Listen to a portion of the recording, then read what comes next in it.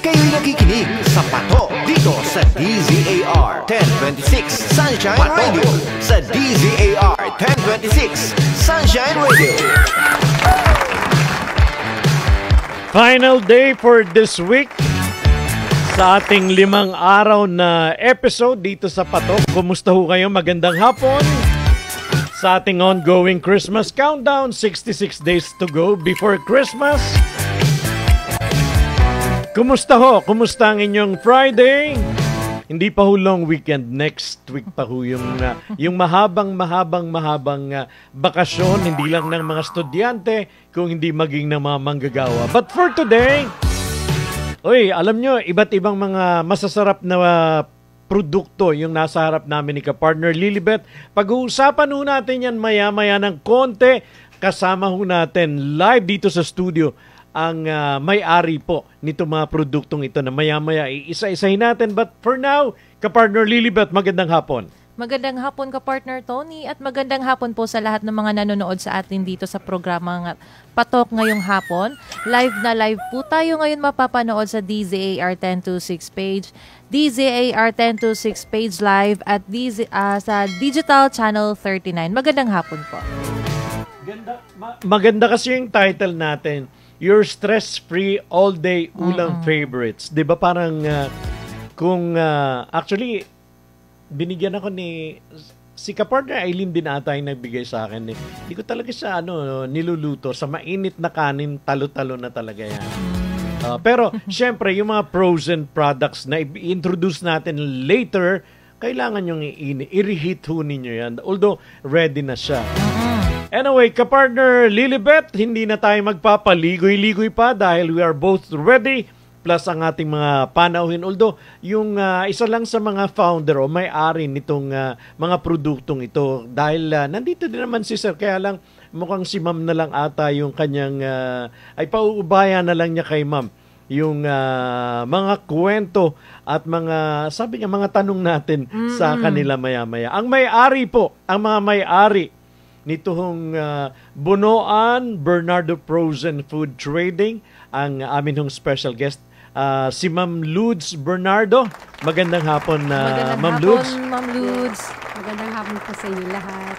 Ayan, batiin po niyo yung ating mga nakikinig at nanonood, Ma'am.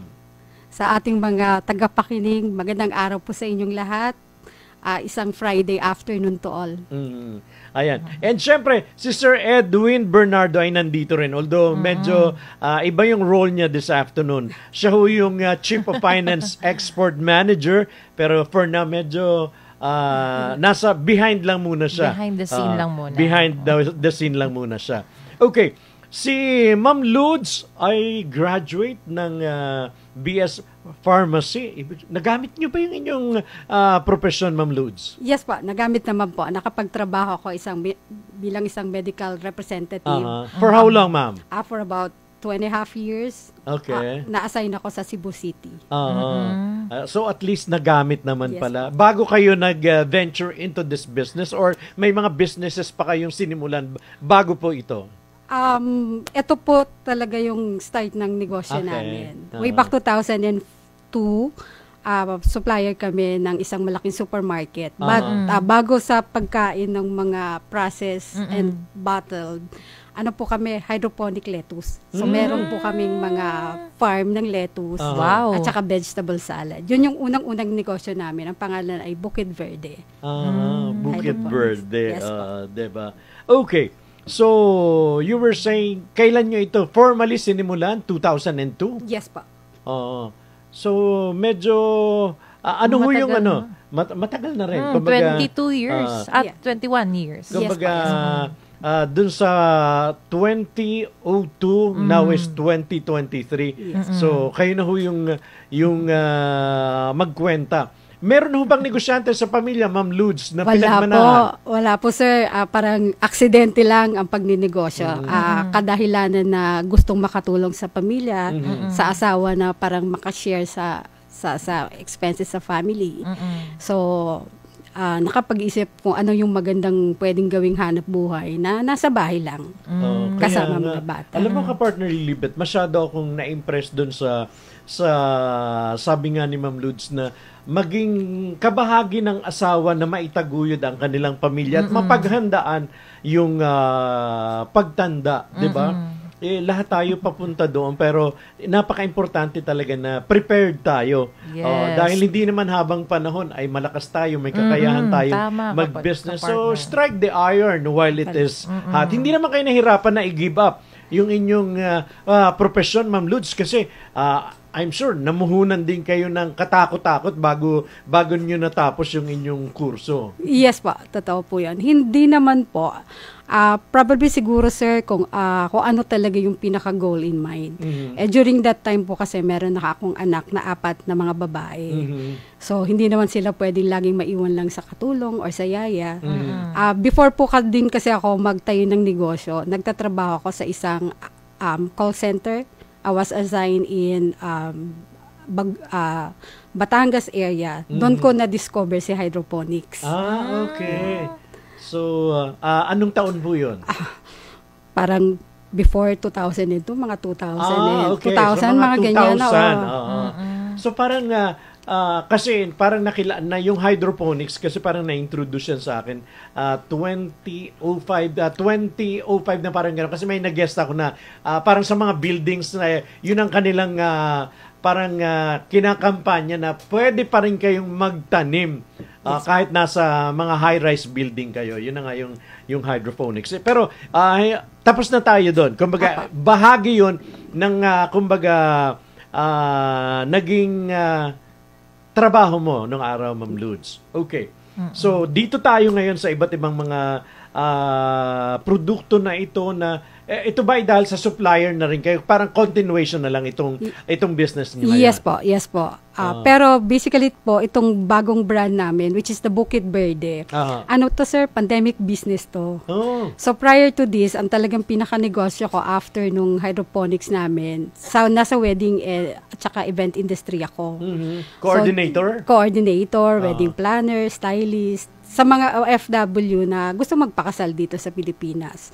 But during time ng pumutok ang Taal, so kami yung unang parang naapektuhan and then followed by yung lockdown natin. So marami akong mga katrabaho ang walang hanap buhay. So naisip ko na bumalik muli sa pagkain kasi basic ang pagkain. Yes. So we did online ng mga bangus product. Actually, ito po yun. So yung mga marinated bangus, smoked bangus. Okay. However, hindi siya ganun katatag ng mga panahon na yon. So nag-isip ako kung paano tatatag ang kumpanyang itatayo ko para masuportahan din yung mga kasama ko sa negosyo. So naisip kong ipasok muli siya sa supermarket since may history naman ako na nasa supermarket ako. So yun po. Tapos tinanggap po siya ng bagong supermarket ngayon na 4 years na kaming nagninegosyo sa kanila. Ayun. So kumbaga madali na siyang ma-access dahil nasa supermarket na itong mga lahat pong ito na mga ipang-i-introduce natin. Yes po. Nasa supermarket po ito. Yes, partner Lilibet. Ma'am, maitanong ko lang po, di ba, 2002, nag-start po yung negosyo nyo. Apo. Kasi lahat po ng mga negosyante na matagal na sa negosyo, tinatanong po talaga namin sila kung ano din po yung karanasan at lalo na po yung kasagsagan po ng pandemic. Kasi paano nyo po na ipagpatuloy nyo, ma'am? Kasi syempre, di ba, mahirap yung panahon na yon, hindi makalabas yung mga tao, hindi ano nyo, ma'am, strategy or anong kapamaraanan nyo nung time na yon para maipagpatuloy nyo po yung negosyo nyo po? During pandemic, ma'am, sir, yan, extra challenge yan sa amin. Kasi dumating doon sa punto na hindi ka pwedeng mag-cross ng kabilang bayan. Dapat within bayan ka lang ninyo, makapag-grocery or magpalengke. Ang kagandahan lang, during that time, we were able to get documents under DTI. So, meron kaming access na maka-deliver sa iba't ibang bayan. Kasi pagkain ito. Kasi pagkain po kami. So, kahit papaano, may flexibility on our side na to distribute food. One thing for sure during that time is that meron namang pagkain. It's just, ang hirap lang siyang dalhin para makarating sa mga tao. Yes, oo. Plus, during the time, yung aming mga merchandiser, kasi we're on a chain of supermarket, doon sa lugar namin sa Cavite, hindi sila pinapayagang pumasok para maiwasan ang paghahawa. So, wala kaming merchandiser. Kami mismo ang nag-deliver. In fact, yung anak ko, yung asawa ko, siya ang driver, siya ang taga-deliver, yung anak ko ang taga-display. Paano, kayo din po mismo gumawa nun, ma'am, nung Yes time po, na yon? yes po, kami Kasi po. hindi pwede diba? Yes po. Tapos, bago kami maka-deliver, dapat vaccinated kami. Ang maganda lang doon, during that time, si husband at saka yung eldest ko, parehong nasa pharma company. So, sila yung mga una nakaka-avail ng bakuna. Since meron silang mga vaccine, pinapayagan silang mag-display. Ayan. Okay. So siguro ipakilala natin itong iba't ibang yes. May physical store din kayo bukod dun sa mga supermarket na available po ito. Ang usually po meron kaming cold storage na mga product. Okay. Tapos yung mga ibang gustong makakuha ng product namin outside of supermarket, parang they can get us online. Okay. Pero direct to our page na lang po. Kasi hindi naman kami available sa ibang sa ibang mga platform. So at least pwedeng mag-order Yes po, online. yes Yun po. naman po yung maganda, especially yung mga hindi taga Cavite na gusto rin na like yung mga taga Manila, siguro pwede naman kaming mag-order ng mga produkto pong ito, Ma'am Lourdes. Yes po, pwede naman po. Okay. So, mamaya na yung coffee. Dito muna tayo. May kape din ho kasi. May kape din. Okay. Itong hawak ko is gourmet tuyo. Yes po. Ayan. Ito ay isa sa mga produkto nyo. At napansin ko na mas marami siya compared dun sa ibang nagbubutelya rin ng ano. So, Yes. intentionally, talagang dinagdagan nyo yung laman ng bote. Yes po. Actually, itong mga product namin, sir, may mga guidelines kaming sinusunod. These are tested sa DOST Okay. under COA requirements. So, may mga weight requirements at saka kung ano yung pinakalaman niya. Tapos, itong mga product na po namin to ay CPR approved by Okay. FDA. So, guaranteed po na nagpa-follow ng Nothing mga... to worry, Yes mga po. kababayan. Oo, sir, kasi isa sa mga naging challenge nga namin during pandemic because na-open yung mga online. So, ang daming Opo. nagbebenta sa online ng mga pagkain because yun ang kailangan during that time. Yes, yes. However, wala kasing safeguard na ito ba ay safe to Yes. consume. So, hindi natin sila pwedeng tanong, kayo po ba may CPR? So, ang ginagawa namin sa amin mismo, sa product namin, inilalagay na namin yung mga seal of approval. Tama. And then sa website namin, nakapost na doon yung mga papel para bago kayo umorder, nakita nyo na dokumentado. Para sigurado din po sila na Yes po, yes po. ano talaga yung products Product, po. yes po. Okay. So, maliban dun sa tuyo, meron din kayong gourmet bagoong. Wow, Ayan. bagoong. Eto ho, ang paborito ng marami. So, kare-kare, ready na to. Yes Pwede- po. Actually, sa mainit na kanin, pwede na siyang ilagay. Masarap to sa mangga. Yes po. sa mangga. So, kumbaga, how long will it last, ma'am? Almost 2 years. Okay. Kasi meron years, kami mga matagal din. in processing po. Meron kami sinusunod na good manufacturing practice para tumagal ang produkto. Okay. Your suka, kung merong, Ayun, basahin mo yung yung suka. label nila dyan. kapartner. Pinakindat. Diyos ko, sukang pinakindat. Pinakindat. Mapapakindat ka ba talaga nito, ma'am? Pag Yes po, ma'am. itatry mo to? Yes po. Guaranteed po yan. Bakit po, ma'am? Bakit pinakindat? We try to use the other term for suka. However, we were told na parang nakapatent na daw siya. Hindi palitan natin. Maiba naman. Maiba naman. Pag sausaw mo, Pag sausaw, tapos maasim, Kindat na lang. Alright. Gusto ko lang malaman na ano yung, kasi usually, di ba, may suka na galing sa tubo. May suka na galing Yes. sa tuba ng niyog. I'm sure yung mga taga-Southern Tagalog, alam nila na yung tuba, pwede nila yung iproseso as para maging suka. Itong inyong pinakindat, ano po ito? Meron po kaming dalawang pinaka-variety niya. Isa yung sugar cane. Tapos yung isa po yung tinatawag nyo na tuba na out of the coconut sap yung sabaw nila. Ayun. Kasi masarap yun. Tapos, to make it more attractive, may dinagdag na kayo. Para bang ready na. Ilalagay nyo na lang sa sa tasa at isawsaw nyo na kung ano yung gusto nyong May spicy gawin. din po ba kayo niyan, ma'am? Yes, actually, yung pong pinakindat, a little more spice lang siya. So, kumbaga, medium lang. Medium lang. Pero yung sa kalam namin na isa, medyo mabilis yun. Actually, other words from Malakas, parang gano'n. Yun yung super spicy namin. Ayan. Okay. So, naisa-isa na natin. Kasi mamaya, baka nagtataka ka, bakit mayroong walang label Opo. dyan sa harap mo na yan? Yun nga din, yung napatingin talaga ako, ma'am. Ano po ba itong Ma'am, kaya po siya walang label. Kasi isa yan. Sabihin mo na, Ma'am Ludes, kung bakit merong opportunity yung mga viewers natin na magkaroon din sila ng sariling negosyo. Yes po. Actually, yan po yung pinaka-business side namin na pwede silang mag-order sa amin ng mga produkto na pwede naming ilagay yung mga label nila. Tapos, pwede nilang i-market. Kumbaga, we can do toll packing for them sa mga product namin. In fact, lahat ng mga nakabote namin, may tawag kami dyan, yung ulamin na bottle. So, kasi parang mga easy ulam sila eh. Yes. So, pwede nilang palitan yung mga label namin. Yung Even this one. Kung gusto nila na yung name Sarili nila. Sariling nila. pangalan. So, may mga packages po kami na gano'n na pwedeng i-offer sa kanila. Tony Cuevas Gourmet Tuyo. O, diba? Correct. Wow, bagay ka, partner. Pwede, o. Tony Cuevas Gourmet Bagoong. O, diba? Diba? Parang kayo na ang bahala doon. Kumbaga, ibibigay sa kanila, nakapack na, may label na. So, may negosyo na sila. Yes po. So, mamaya, yung mga interesado doon sa aspeto ng pagninegosyo. Kasi, meron din yung mga frozen na ang sasarap. Well, alam naman natin yung bangus that's given na. At dalawang klase. Merong smoke and yung typical na binabad sa suka na may bawang paminta. Yes. Okay. Yung daing na tinatawag. Daing, yes, exactly. Ayan, hawak po. Hawak ni Ma'am Ludes, yan yung daing. Apa. Okay. Ito yung unang product namin na naipasok sa supermarket. So, this is a well-known brand. Tapos, export quality na rin siya kasi yung packaging niya maganda. Opo, oo nga. Kaya nga. So, tatlong bangus po yung nasa loob nung plastic. Na available daw po.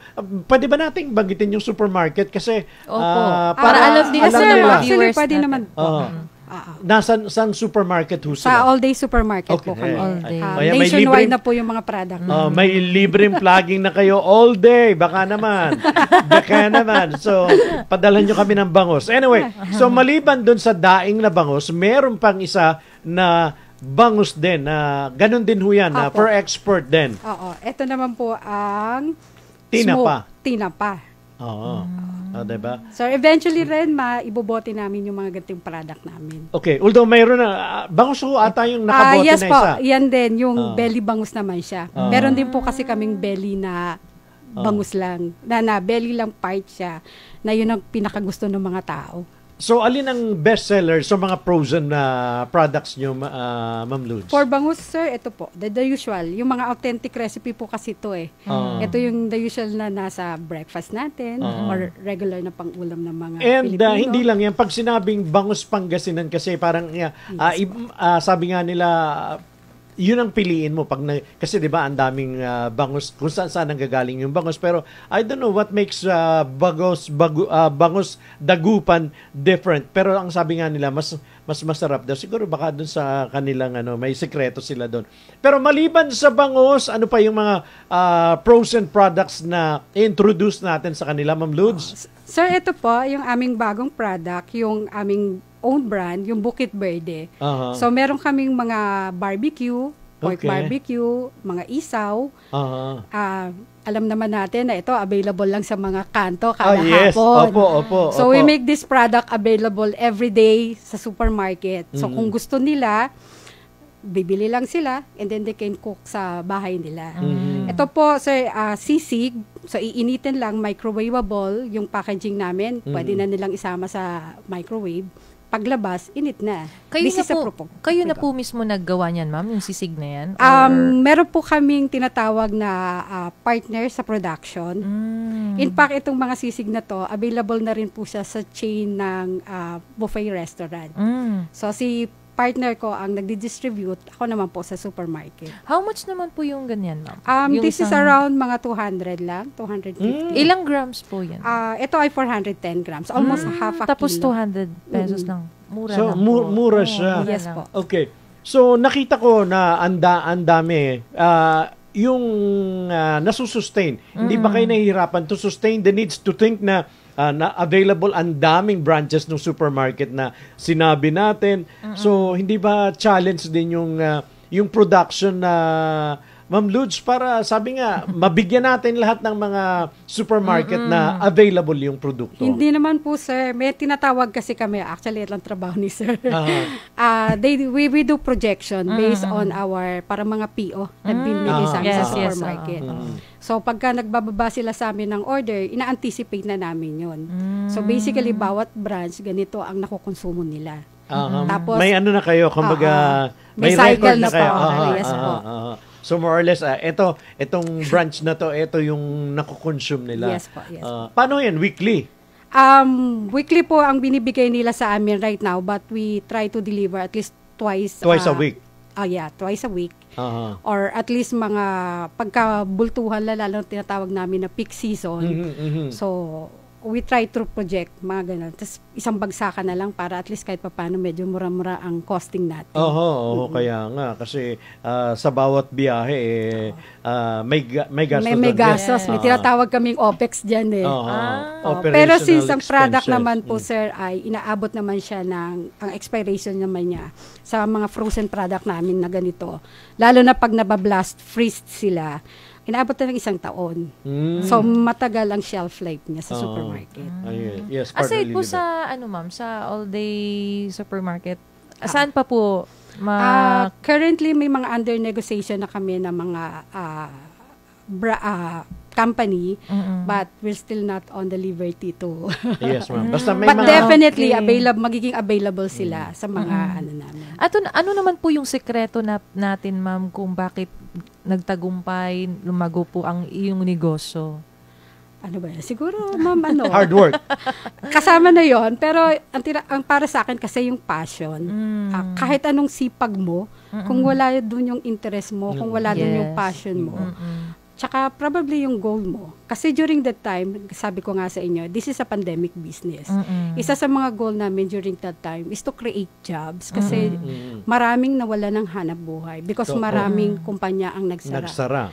In fact, sa mga kaibigan ko, siguro kung may 10 akong kaibigan, parang 3 na lang kaming natitira ngayon na naninegosyo. Kasi po talagang hindi naging maganda ang panahon. So, imbis na malugi ka, might as well cut your losses, sinasara nila ang kumpanya. So, ang mga tao nawala ng hanap buhay. So, gusto po niyong makatulong. Yes po. Basically, yun po. Even until now, in fact, yung kasi parang natutunan natin, back to basic, saka yung sustainability during that time. So, paano mo mai-sustain ang sarili mo at ang pamilya mo? Dapat, magkaroon ka ng sarili mong source of income. Yes, mag-isip ka ng mag-isip paano mo bangon ulit. Yes po. Yun. Then, ano yun, ma'am? Tawag dito, sa ngayon po, ilan na pong mga empleyado po yung gumagawa po ng iyong... Yung direct sa amin, kasi parang may mga division kami, may production side kami, meron kaming marketing side. May commissary po ba? Meron po cold storage ang nandun sa Cavite, okay. but sa production namin, doon ang maraming tao. And then, we have business partners sa mga production na ina-order namin sila, tapos nire-require namin ng ganitong procedure, mga handling, SOPs. Then they hired people, tinitrain ng mga tao. So we let the partner sa production na mag-manage ng sarili nila. But ang nangyayari po kasi, habang lumalaki yung order namin, lumalaki yung production nila, lumalaki yung mga tao nila. Yes. Domino kasi yung effect niya. Yes. Okay. Doon sa mga interesadong magkaroon po, magkaroon din ng sarili nilang business, i-carry nila ito. So, paano ba? Ano ba yung mga requirements? Ano ba yung inyong contact details na pwede nilang tawagan para magkausap po kayo? Kasi marami magkaka-interest na, gusto ko yung offer nila na lalagyan ko ng pangalan ko yung produkto at ako ang negosyo ko yun. Paano? Pwede po nila kami kontakin dun sa mga page namin, yung Bukid Verde Kitchen products? Kitchen Product main branch, and then Bukid Verde Kitchen Products main. So, pwede sila mag-iwan ng message doon, or pwede po nila kaming kontakin sa number namin, sa cellphone namin, 0917 510-1644. Yes po. Ayan. So, yun po yung kanila. If you're guys watching, ito, nasa screen yung kanilang contact number. So, dun sa mga gusto ho na mag-inquire, ayan, mag-inquire ho kayo dahil hindi naman siguro napakalaking kapital initially yung kakailanganin natin Hindi dito. naman po, sir. Ma'am Lutz, kayang-kaya ninyo ho yan. Kaya, dun sa mga interesado, in the coming years, ano pa ho yung mga plans nyo? Definitely, lumawak pa yung market. Pero ano pa yung mga plans nyo? Any additional products po ang Yes po. i-introduce nyo in the coming years? Ito, sir, ang pinaka mga bago naming product, ang tinatawag natin ito, yung mga Filipino sausages sa langganisa. Ito mabilis to kasi ang isang luto nito, isang package, isang lutuan. So, ito rin, sir, eventually we will put it on a program sa marketing namin for the online na pwede nilang negosyohin. So, ito yan. Mura lang to. Tapos, ang maganda dito is, kung hindi mo may bebenta, pwedeng ulam ng pamilya mo. Yes. Wala kang lugi dito. Walang sayang, hindi siya masasayang. May mga brand na rin siya, but we can do rebranding sa kanila with the same documentation ng mga CPR, may FDA. So, confident na sila ng pinanggalingan ng produkto Kaya nila. tried and tested na yung produkto. Kaya wala na kayong alalahanin pa. By the way, ito hong gourmet tuyo, how much is this, Ma'am Lutz? I think ang SRP namin siya nasa 170. 170 lang. Murang-mura. At paano ba pagka ganun? Papatungan na lang nila? Oo, sir, papatungan. Usually sa pagkain, sir, around 10 to 15% the markup. Okay na yon, recover mo na lahat ng ano mo. Tapos mabilis ang pasa nun. Kasi pagka ganito, ang pasahan, the more na marami kang maipasa, 'di ba? Parang kahit piso or 150. Pero kung marami yan, marami siya. Kaya nga, yung parang technique ng Chinese, 'di ba, na hindi sila nagpapatong ng malaki pero mabilis yung yung rolyo nung paninda, kumbaga. Yes po. Okay. So ang ganda kasi nung kanilang gabay sa tagumpay, maging simple, matuto sa sarili, umasa at aralin ang negosyo ng mabuti para maging maayos ang mga desisyon na gagawin. At yan po yung ginawa ninyo. Yes, kumbaga, nakakabilib si Ma'am Lutz na, 'di ba, ang dami talaga niyang pinagdaanan, ang dami niyang mga ginawa para maging successful. So right now, in place na, may system na maayos na yung produkto, Ma'am Lutz. Yes po. Yun yung maganda doon. Sabi nga nung isang guest natin dito, ka-partner Lilibet, Tony, may sistema na kami. Pwede na kaming lumabas ng bansa para mamasyal kasi nga mayroon ng in-place system running yung business. So parang kayo din ganun. Although nandyan pa rin kayo, you're still on top para makita, ma-supervise yung takbo ng negosyo. Si Sir, anong role ni Sir Edwin sa business, Ma'am Lutz? Siya po ang may hawak ng export market namin. Kasi itong mga produkto pong ito, medyo nagkaroon siya na ng exposure sa mga international buyer. Because we attend some of the parang international food expo.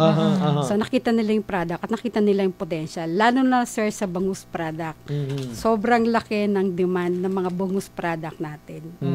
So may mga country po kasi na hindi nagsusurvive ang pag-produce ng mga bangus. Ito yung mga country na malalamig. So, iyan, silang may mataas na demand. Plus, usually kasi po ang mga Pilipino, yung mga OFW natin, napapakain nila yung mga kasama nila sa trabaho, yung asawa nilang foreigner, tama. yung family ng mga Filipino food. And nakikrave din nila to. So, ang ginagawa namin, we'll try to make the product available for them globally. Hindi kayo nakukulangan sa supply, ma'am? Kasi nag-export na kayo eh. Hindi naman po. Ito po ang maganda kasi gaya ni sinabi ni Sir na merong domino effect. If malaki ang demand namin, so malaki ang demand namin for production ng raw mats. So, ito naman ang opportunity doon sa mga nangingisda at mga fish cages na palakihin ang production nila because may demand na ganito. Tama. So, in effect, nagkakatulungan. Ayan. So, somehow, ang inyong business ay nakakatulong na ng malaki. Pagbigay kayo ng trabaho, yung mga partners ninyo ay nakakatulong na rin sila dahil may mga opportunity na rin silang naibibigay doon sa ating mga kababayan. At yung intention mo na makatulong doon sa inyong kapwa, hindi lang sa pamilya, kung hindi doon sa kapwa, at least nakikita nyo na yan, Ma'am Lud. So, for now, nagjo-join ba kayo ng mga holiday season ngayon? Maraming mga tiyangge-tiyangge, kayo Yes po, mga bazaar. Mga bazaar. Sir, ganito, yung mga ibang kumukuha sa amin ng product, if we're being invited sa mga bazaar, hindi na po kami ang nagdi-display. Sila na. Ibinabato na naman namin sa kanila para magkaroon ng exposure yung product nila. Kasi ang tingin namin, somehow, meron na rin kaming mga tinatawag na steady market. Yes. So, kailangan din namin tulungan yung kukuha sa amin na ma-expose yung product nila on a local parang scenario. So, yung mga bazaar, ibinibigay na namin sa kanila. But it is a good opportunity para sa mga newcomer na negosyante na ma-expose ang product nila. At the same time, matututo kasi sila doon. May mga learnings po kasi sa mga bazaar na tututunan ng mga negosyante. Ma'am, baka meron po kayong gustong pasalamatan, gusto pong ma-share din sa mga viewers natin. Yes po. We always have this sa family na kung sino yung tumulong sa amin when we started kasi hindi madaling magsimula. Alam naman natin yan. Pag nagsisimula ka, humihingi ka ng tulong, yung ibang tao tumatalikod. But there are few people na niniwala. Unang-una dyan is, of course, the first brand namin, si Bonoan. Yung owner neto, talagang from the start, malaki ang tiwala nila sa amin. Because during that time, during pandemic, naghahanap din sila ng tao na puput up na cold storage sa kanila sa south area kasi nasa north sila. So, ang unang requirements lang nila sa amin is freezer. Other than that, wala na. And then, product nang ibinigay. So, from way back nung start kami sa negosyo namin sa all-day supermarket, sila talaga ang nandyan. So, to that Sandoval family. Lalo na ngayon na nag-export kami, buo pa rin ang tiwala nila sa amin. In fact, hindi na sila masyado nakikipag-usap sa iba. Pagka tukol sa export ko, sabi nyo na lang si Ma'am Ludes na naibabato sa akin. Of course, and some friends also, yung mga investor namin. Hindi ko na babanggitin. They're there. Nakikita naman nila yung aming pagsisikap. In fact, when we received an award a few days ago, sila talagang na-recognize na. We were given the Seal of Excellence for Bukid Verde Award. So, congratulations. Congratulations Ma'am Ludes, hindi ito yung unang pagkakataon na we're always open na bumalik tayo dito para magkwentuhan pa tayo. Even an hour is not enough para ma-discuss natin kung paano tayo makakatulong, kung paano kayo makaka-inspire dun sa iba rin na mga gustong magnegosyo. Kasi nga, sabi nga po ninyo, hindi din biro. Maaring for now, parang kung titingnan na smooth sailing na yung takbo. Kasi nga, napagdaanan nila yun. Kumbaga, marami na silang mga natutunan. So, we're always willing to help you. Baka may mga bago pa kayong ilo-launch. But for now, maraming salamat po for sharing your story, Ma'am Ludes. At Sir Edwin, thank you. Hindi ka man nakita sa camera, pero yung presensya mo dito ay kasama namin. And guys, nasa all day, nasa kanilang site na pinakita natin kanina kung gusto ho ninyong matikman. Thank you very much po, ma'am, for your time. And I'm sure masarap ho yan. Kaya subukan nyo na after the break.